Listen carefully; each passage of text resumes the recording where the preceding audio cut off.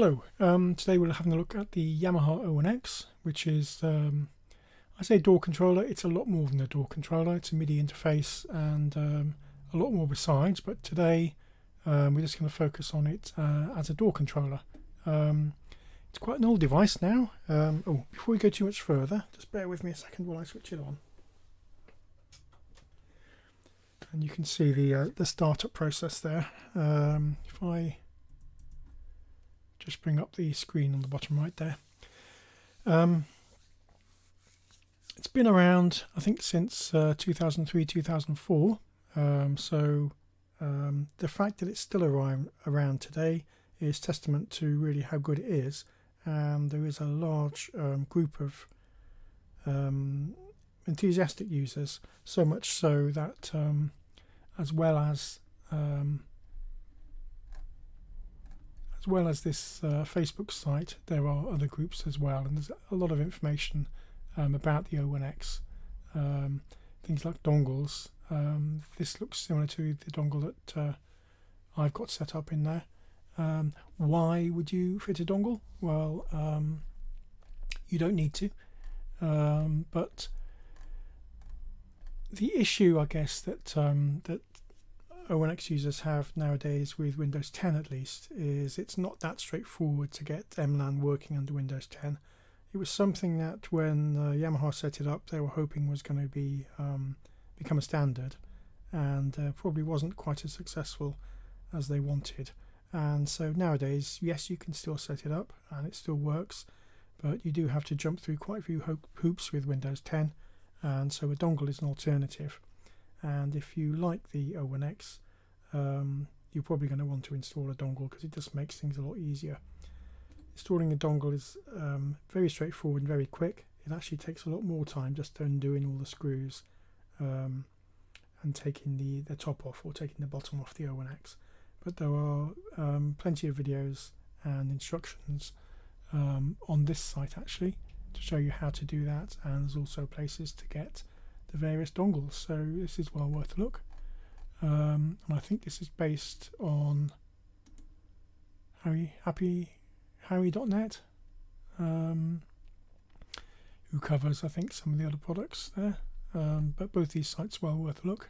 There's the 01x tab.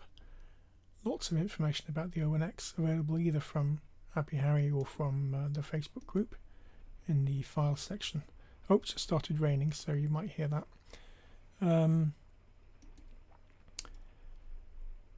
Well worth having a skip through this review. There's a lot of hardware, a lot of bang for your buck if you're buying one of these second hand. You probably won't have to pay too much for it, but it does an awful lot. Today I'm going to show you how to set it up with FL Studio. Now to start off with, I'll show you how to set up the device from scratch. Utility, first button here, pick your DAW. So I'm going to select all the three of these work. I haven't tried DP. I'm going to go Cubase. Am I sure? Yes, I am. And then go into remote mode, which is the DAW control mode. So now the 01x is just waiting for the DAW. So let's set up FL Studio. And again, I'm doing all this from scratch, just to show you how this process works. I've got USB MIDI interface, and that's how I've got the 01x connected. It's basically a USB 2 in and out MIDI ports. Controller type, I'm going to set it up as the MCUE Yamaha 01x, which is my script. Enable it, give it a port. Let's give it port 0 input, and same port for output, so port 0. And you'll see it's just sprung into action there. That's all you need to do. Now, as a rule, when you fire up FL Studio, it just remembers these settings. It's a one-off process, so don't be too concerned about that. Okay, we've lost the window. That's because I'm not really a YouTuber, and I haven't set it up as a dedicated window. I just thought it'd be quite handy for you to be able to see a close-up on the LCDs, because otherwise tiny bit small. So functionality wise, you've got banking, 8 tracks at a time. up and down. Shift back takes you up one track up and down at a time, and you can probably hear the faders, but the faders are very smooth and very quiet, and I think this reflects the fact that this was a good hefty bit of quality kit in its day, very well made, and the fact that it's still being used and has a large following, a fan base if you like, of avid users, is testament to what Yamaha did back in the day. I digress. Let's keep going with functionality. Panning. So let me just make sure I'm on something that you can see. So let's select bass, track 15. You can see me, if you look in the FL Studio window at the top there, panning bass right there now, and it's dynamic. So if I turn it off quickly, it reacts and goes quickly. If I just want to move tiny little increments, then I just get tiny little increments as well. So sorry, my hand is in the way of the display there, but you get the gist of how it works. Selecting tracks as you'd expect, straightforward, and you can see them being reflected in FL Studio. Muting tracks, see I've muted a few tracks there. Let's put them back on. You can also solo tracks by selecting them individually.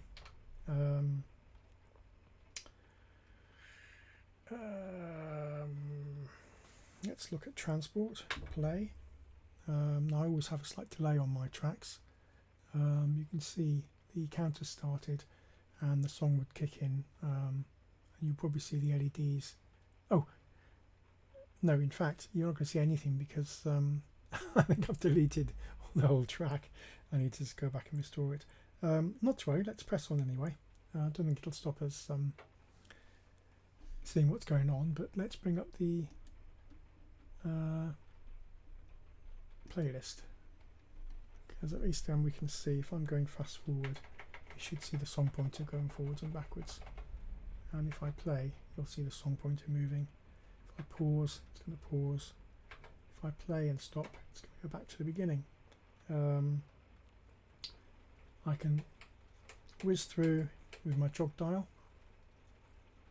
I can incrementally work through with these buttons. I can zoom in and out on the playlist. Apologies, there's not much interesting on the playlist to see, but you can probably see that it's zooming in and out there. Function keys all working. If you look top right hand side of FL Studio, you can see I've got cut, copy, paste, insert, delete, item menu,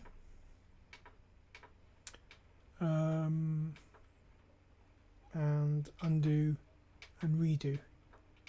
Now they're being interfered with by where I have my mouse positioned, so let me just show you that I can at least undo and redo. Redone, undone, redone, undone. What else have we got that's working quite well? I think I showed you the guts of. Oh, let's go in and see what some plugins, for instance. Let's go in on plugins. Now, before I did that, probably what I should have done is selected a particular track. I happen to know that we've got guitar selected and we've got two plugins, Fruity Compression, Fruity Chorus, and I can go in and I can change the volume of those. And if you look top right hand side, which is in FL Studio where the volume for the plugins is showing. So do the compressor, now doing the chorus, and if I click on any of these, it'll then go in and show me all the parameters, but that's as far as it goes because the functionality for that I'm not happy with yet, but you can assume they're working. I'm not a big fan of manipulating plugins from a DAW controller, but you know, you may well be, so that's something that is coming.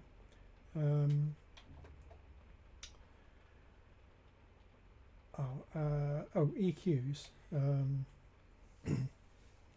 works quite well. Now if you look in FL Studio if I reset to nothing there, right hand side, top right hand side is the parametric EQ, the built-in parametric EQ, which I can control now with my DAW, and I can change various different things. I've got low shelf there, high shelf, changing the frequencies. You can probably see that being reflected in the graphic in FL Studio there, and I can reset everything back to normal with that button there.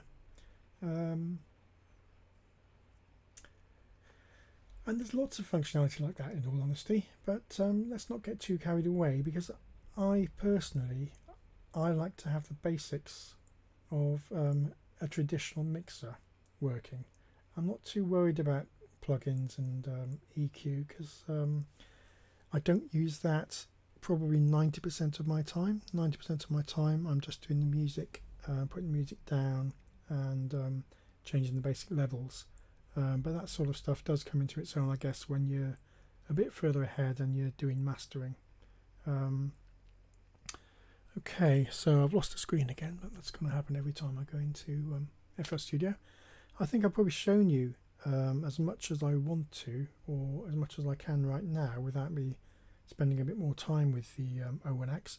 I should say I've just set this up this morning, so it's still pretty new to me, but I felt it was worthwhile just doing a quick overview, show you how I've got it set up, show you the basics working, and then if you've got some interest, which presumably if you watched the video this far, congratulations, then I hope it's been some value to you. Anyway, thanks very much for your time. Feel free to ask any questions in the comments, and yeah, give me a like if you enjoyed it. Thanks very much.